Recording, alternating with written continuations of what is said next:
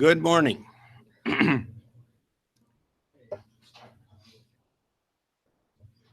We're beginning Iowa's severe weather season. So this morning, we're going to talk about severe weather preparedness. I've asked Mark Schouten, our Director of the Department of Homeland Security Emergency Management, to join us to talk about what Iowans can do to be better prepared. Last week, I issued a Severe Weather Awareness Week proclamation to bring awareness to the importance of being prepared for bad weather that spring often brings here in Iowa. Efforts to bring about greater awareness are appropriate, as we already have had a bout of severe weather on March 6th, where the National Weather Service confirmed multiple tornado touchdowns. In response to multiple tornadoes that struck the state that day, I issued a proclamation of disaster emergency for Appanoose, Muscatine, Scott, and Wayne counties, where many homes, businesses, and public facilities were damaged. The proclamation allowed state resources to be utilized in response to and recovery from the storms. The town of Seymour in Wayne County was particularly hard hit when a tornado ripped the roofs off several school buildings and damaged homes. Lieutenant Governor and I toured Seymour shortly after the tornadoes. We saw pretty severe damage, but we also saw the results of a substantial cleanup and rebuilding work of many volunteers who had helped their friends and neighbors with debris removal and other cleanup tasks. These storms and the damage they caused are reminders that now is the time to make sure your family, your workplace, and your neighborhood are prepared for severe weather that can strike at any time. Iowa is no stranger to disasters. Since 2008, Iowa has received 20 presidential disaster declarations and is in the top 5 for states that have received federal declared disasters. Iowa's devastating statewide flooding in 2008 was the 9th largest natural disaster in United States history. And since 2008, $2.4 billion in disaster recovery funding has come to Iowa to help rebuild our communities, mitigate the efforts of future disasters, and provide the facilities and services Iowans have come to depend upon for a greater quality of life. And we saw the benefits of that mitigation work last year when we had the flooding in eastern Iowa. It turned out not to be as bad as we had thought it could be. And a lot of credit goes to the communities and the National Guard and everybody that worked together, certainly with the coordination of emergency management. Sadly, disasters in our state have also resulted in the loss of life. It's estimated that we've had 21 fatalities and 84 people that have been injured during disasters in Iowa in the past 9 years. So bad things happen. And while we can't always prevent them, we can be ready and take care of ourselves and our families. Putting just a little thought into how to stay safe can make a big difference in the case of an emergency. I urge all Iowans to make sure that they have taken steps to be prepared for severe weather and to learn about more for what they can do to protect themselves individually and their family. And they can do that by going to www.beready.iowa.gov. And now I'm pleased to ask Lieutenant Governor Reynolds to tell us more about severe weather preparedness and the steps Iowans can take. Lieutenant Governor Kim Reynolds. Good morning, and thank you, Governor Branstad. And while we saw a great deal of heartache in Seymour, we also saw an incredible amount of support and help given to those who were impacted. We've seen and heard about it time and time again. The tradition of neighbor helping neighbor, and certainly Seymour was no exception. Large numbers of volunteers, some from the community, some from neighboring communities, strangers who actually just showed up without being called, who wanted to begin helping them quickly clean up and help residents put their lives back together. The state of Iowa also stepped up. The Department of Transportation assisted with the big task of removing dangerous tornado debris that was lodged in the trees. The DNR provided technical assistance on solid waste disposal management options and the disposal of trees and other vegetation that littered the community. The State Fire Marshal's office provided technical assistance as the town rehabbed an old nursing home facility that would serve as a temporary school. The DHS helped with local agencies to administer the state individual assistant program. And as in all disasters, the Department of Homeland Security and Emergency Management coordinated the state of Iowa's response, ensuring all resources needed by the local jurisdictions were provided. And thankfully, there were no fatalities in any of the impacted communities. Iowans understand that severe weather is a serious threat, and they took precautions and they stayed safe. In just a few minutes, Director Schouten will talk more about what Iowans can do to be better prepared. But before he does, I'd like to talk about what the state and local governments are doing to prepare for the 2017 severe weather season.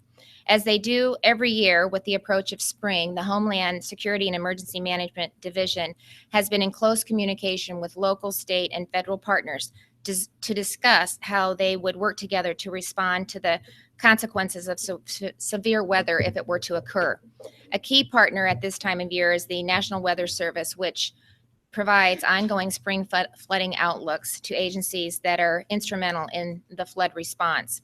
Iowa's local emergency managers are also key partners, and Homeland Security stays in close contact with them to share information about potential hazards. Homeland Security also serves a coordinating role during the response to the disaster and provides resources that are requested by local emergency managers, such as sandbags, traffic control, and personnel. To assist local emergency managers and responders, Homeland Security and Emergency Management also pre-positioned pumps and generators throughout the state, allowing immediate access to these key response resources. Currently, we have 67 pumps and 17 generators located throughout Iowa that are ready to be deployed. Homeland Security staff, along with our local emergency management partners and first responders, are trained and experienced and can immediately begin coordination and response to any size or type of disaster. Disaster preparedness is a partnership not just between government and responders, but also with citizens who must be ready to take care of themselves and those they love in an emergency. So Director Schouten will now talk about what they can do to be better prepared for severe weather. Director Schouten? Thank you, Lieutenant Governor. At Homeland Security and Emergency Management, it is our job to assist Iowa and Iowans to prepare for emergencies and disasters. Right now, we are beginning severe weather season, and it's almost certain we will see more bad weather in the coming weeks and months. Excuse me. So I echo what Governor Branstad and Lieutenant Governor Reynolds have said about the importance of taking steps to be prepared for severe weather. And there are 3 simple steps that everyone can take to be better prepared.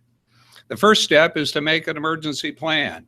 Sit down with your family and talk about what you will do if there's a severe weather alert issued for your area or if there's imminent weather danger. Don't forget to make plans for those with special needs, such as the elderly, family members, and for your pets. The second step is to build an emergency supply kit.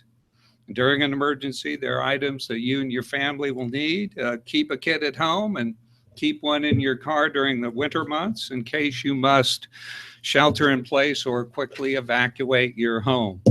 You may want to include these types of things in your kit: water and non-perishable food, a first aid kit, a battery-operated flashlight and radio, along with extra batteries, special items such as prescription medication, baby formula, diapers, and pet food, copies of birth certificates, insurance information, and other important documents that you might need should a disaster occur. You might also include hard shoes to walk through debris if your home is damaged.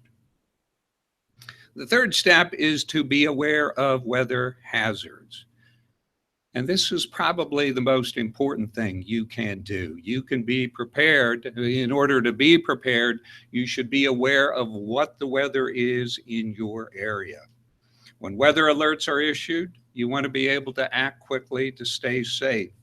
And this is called being weather aware. And there are ways, a number of ways that you can do this.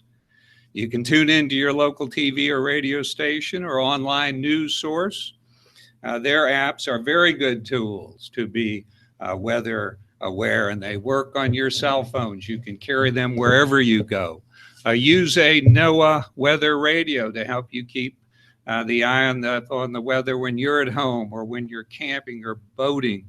Listen for sirens. If the sirens go off, there's a reason they go off, and you should check your cell phone, turn on your TV, find out what the nature of the alert is. You can also sign up for the state's emergency notification system called Alert Iowa. It gives localized, life-saving information, and it comes right to you wherever you are and whatever you may be doing. Now, currently, 84 counties in the state of Iowa have Alert Iowa, and they will issue those messages, and you can receive them via your phone, in text, or by email. If you want to find out if your county has Alert Iowa, if it is one of those 84, go to our website, www.homelandsecurity.iowa.gov. As Governor Branstad mentioned, another good website for severe weather preparedness information is www.beready.iowa.gov. Governor Branstad also mentioned that we have had some 20 disaster-related deaths in Iowa since 2008, and that in 2016 alone, flooding caused 150 fatalities throughout the United States. Now, that's really our big concern, those deaths. More than half of those flooding fatalities occurred while people were driving. Sadly, an Iowa man in Chickasaw County lost his life last fall when the car he was driving was swept off a road in Chickasaw County during a flash flood. We've all heard the phrase, "turn around, don't drown," and that advice is truly good advice. If you happen on a roadway covered with water, don't try to drive through it. The Department of Transportation says you may be on a road that you've driven hundreds of times, as was that gentleman in Chickasaw County, but it's difficult to gauge how deep the water is when flash flooding occurs and the road is submerged. The flooding may have caused damage to the road or swept part of the road away. These are things you don't know if the road is covered by water. Also makes sense that in times of heavy rain or flooding, drivers should check road conditions before they even begin to drive. A great source for road condition information is the DOT's 511 site.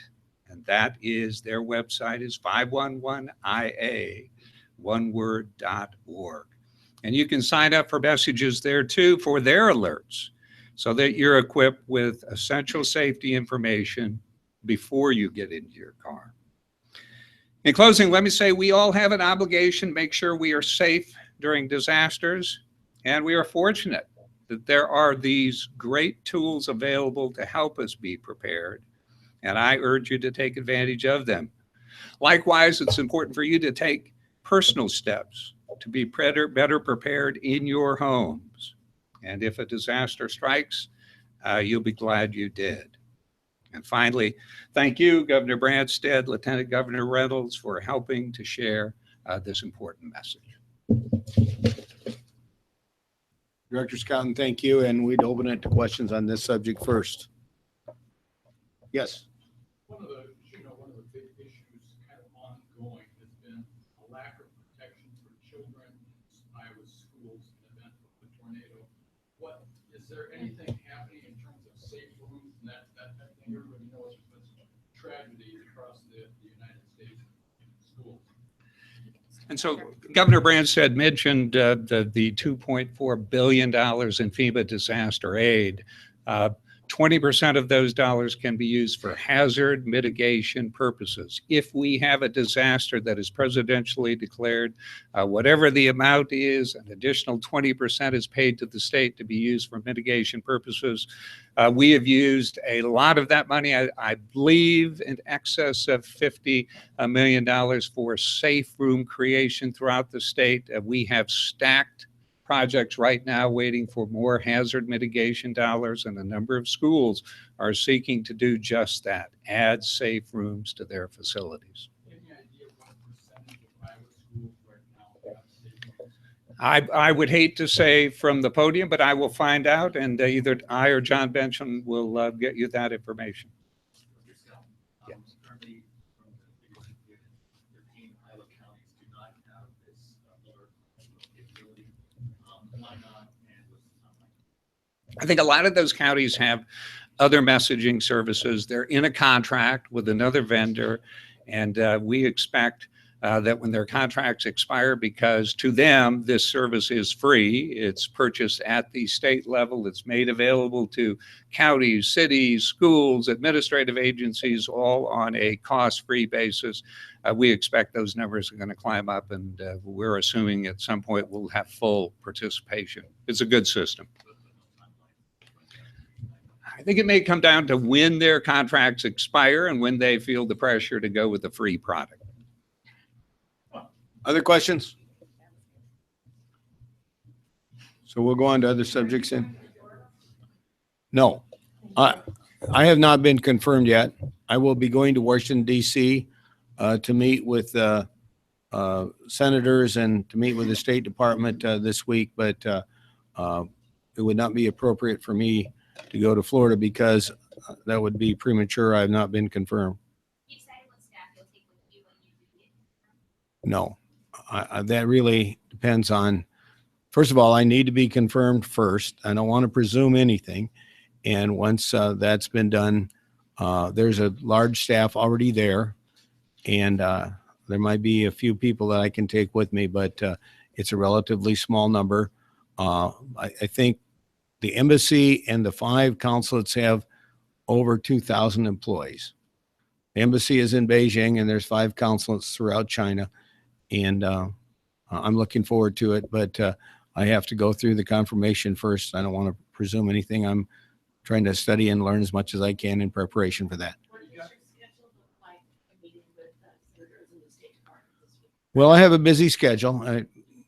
And Stephanie Gruen, who runs our DC office, has put together an ambitious schedule for me. And I'm looking forward to, I'll meet with a number of senators, and I'll also be meeting with people from the State Department and getting briefed. And I already have some briefing material that I'll study on the way out there too. How would you bump President, as you know, he's a rather prolific tweeter. Yeah. I don't know that you're part of the tweeting community. No, I'm not.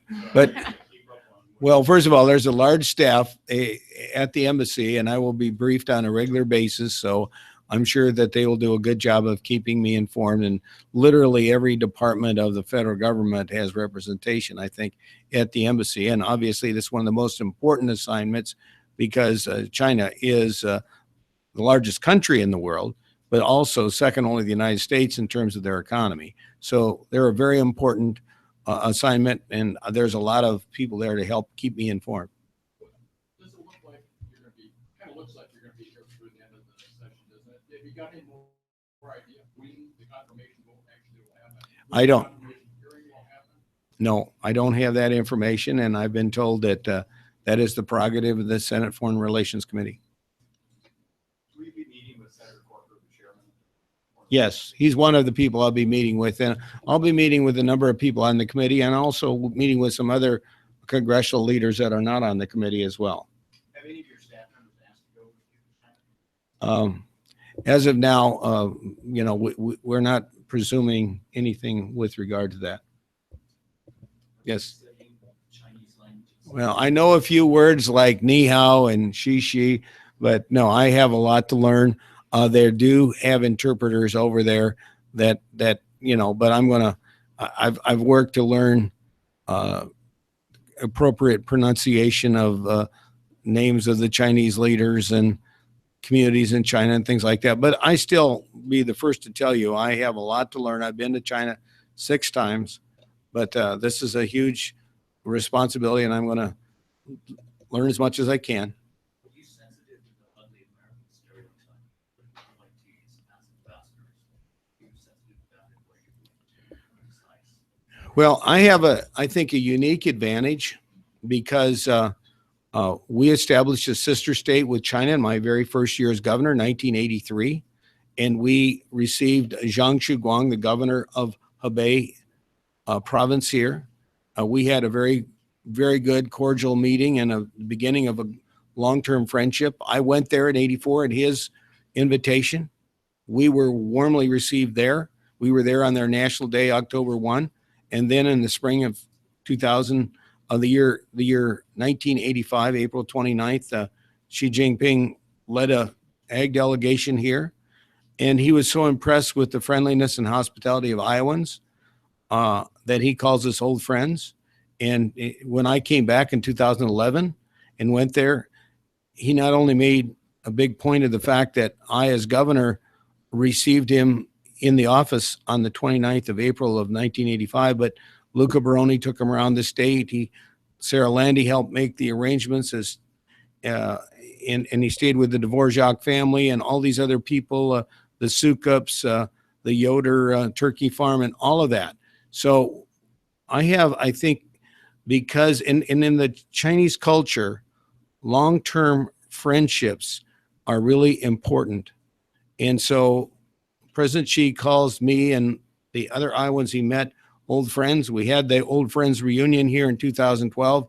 He was so moved by that, and he hosted an old friends reunion in Beijing with the young men that came with him back in '85, some of which I don't think he'd seen in years. But they all got together with 20 of the old friends from Iowa and Debbie Durham and I.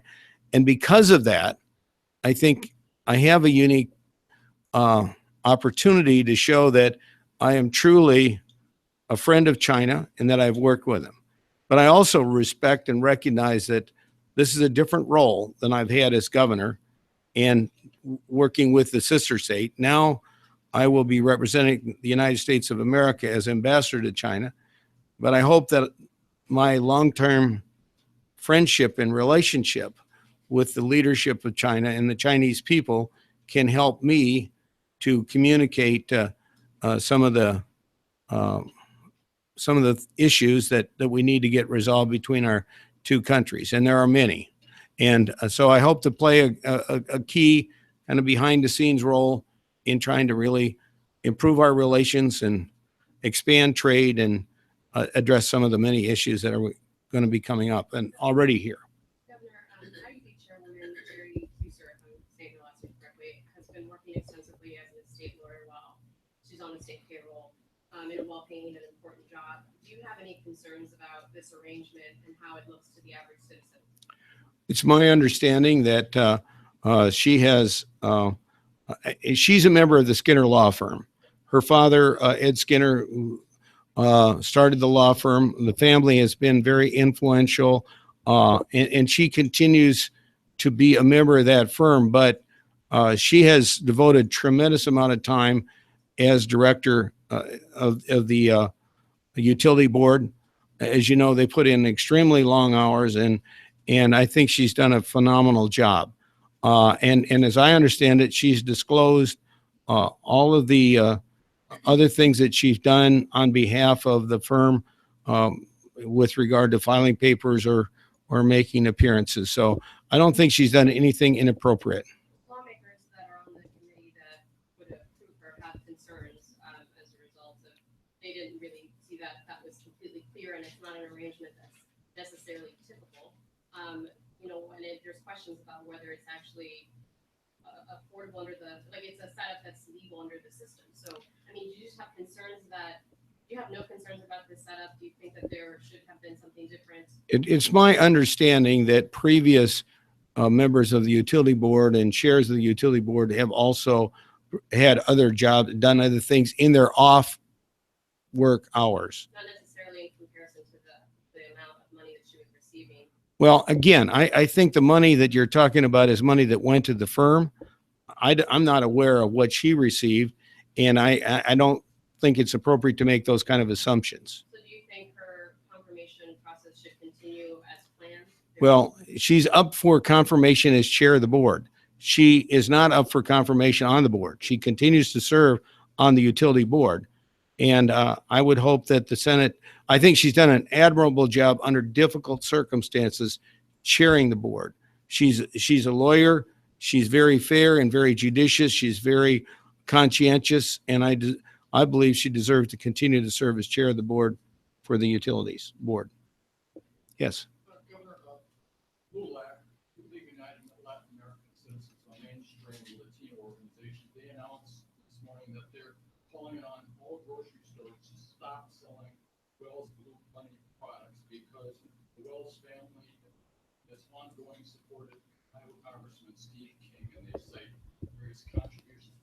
Is that fair? I guess number one. And secondly, there's been this issue of, and they're doing it. They said that they're calling for this boycott because of Congressman King's continued remarks with the, about the babies and that type of thing. Is that fair? And is there any concern about Congressman King hurting Iowa businesses? Well, first of all, I don't think it's fair to boycott a company because one member of the family that owns that business has made a political contribution to a candidate. I mean, More than once, several times. well, nevertheless, it's not the company that's done this. This is a great Iowa company. I have seen them expand and grow. I recently visited their headquarters in Lamar's. I think they employ over 2,000 people. They are a very important part of the Iowa economy, and they're a great family-owned business that has done a lot. They have wonderful quality products, and I don't think it's appropriate to boycott a whole company and its products because some family members have contributed to a particular political candidate. You granted fewer pardons on average than your predecessors, including yourself, if you compare your first tenure to this time. Can you just maybe describe the decision-making process you go through and then why that may be? Have you changed? Have you become more, strict in view of granting those? No, I've always tried to be very thoughtful and very judicious in making these decisions. The governor is given an extraordinary power of being able to grant pardons. I believe, however, that should be granted only in a very sparing situation and only when somebody has not only completed their sentence and paid their fines and court costs and fulfilled all their obligations. But I believe a pardon, which is an extraordinary power, which basically eliminates that conviction from their record, should only be granted if you're very confident this person is an exemplary citizen who has given back and helped other people in substantial ways. And so I have required a personal interview. I want to be able to look them straight in the eye. I want to feel confident that they're never going to commit another crime, that they're never going to embarrass me or the people of the state of Iowa. And the most important thing is to make, yes, I did that. I've always required that. And we go through a very extensive process. We do a extensive DCI background investigation. It has to go before the parole board before it ever comes to me. So the good news is we've not had the tragedies that have occurred in some other states where governors haven't been as careful or judicious and people that they've pardoned have then committed other serious crimes or heinous crimes. A bill that passed the Senate unanimously from Senator Ratson would have taken away that 35% rule for being nominated. No, it didn't. It funneled, but after passing the Senate. And my question to you is this something that you would be interested in? I think you misinterpreted the law. The bill that Zahn recommended would have kept the 35% rule, except in the event that nobody got 35%, instead of it going to a party convention, it would go to a runoff, election. That's what I meant to say. So, is this something that you think would be a good idea in the future? I'd also be interested. Well, I think it's an alternative that certainly a number of southern states use. And I really haven't made a decision on it one way or the other. Very seldom do we have cases where a candidate gets less than 35% of the vote. I can think of two. Well, yeah, I know. I'm aware of those two congressional races, but those are the only two in modern history that have happened that way. I can think of a congressman named Haugen, a Norwegian from Northwood, who was elected on the, I don't know, it was maybe about the 300th ballot back in the old days when we always used to nominate everybody by convention. So, but part of the change in the progressive movement back in the, I don't know, it was 19 teens or 20s, we went to primary elections and we have the present system. Now, I think it's an alternative that I'm certainly willing to consider. One of the concerns would be having, in most of the states that do have this, have the runoff 1 month after the primary. In this case, it would have been 2 months after the primary. So those are all things I think considered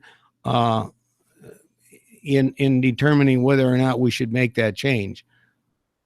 Do you think the people should make that decision, or should it be delegates? Well, I'm certainly willing to taking a look at it also. I think it makes some sense, but it doesn't happen very often. It is rare, but I'm very open to taking a look at the process that was the bill that was passed. Yeah. We're getting further into the budget weeds. There have been some people, primarily Democrats, critical of the state moving for a $900 million. Can you respond to this? Well, first of all, I would point out, I was governor back when we put together the spending reforms back in the 90s, and we created the cash reserve and economic emergency account. And those accounts are full, but I have recommended for this fiscal year, because we're so late in the fiscal year, that we use about $131 million from the cash reserve and then pay that back over the next 2 years. We're in a much better financial position than in many other states that don't have those reserves. So I think it's important to recognize that. The other thing that's impacted us, if you think where we were in 2013, we had strong farm economy and farmers were making a lot of money. Then what happened is the Obama administration's EPA reduced the renewable fuel standard, dramatically drove down the price of corn to below the cost of production. The result is we've had 3 disastrous years where farm income was below cost of production and land values dropped. Now, the good news is the renewable fuel standard is restored. The new EPA director has said he's going to make timely decisions with regard to the increased amount of renewable energy that will be used in our fuel supply.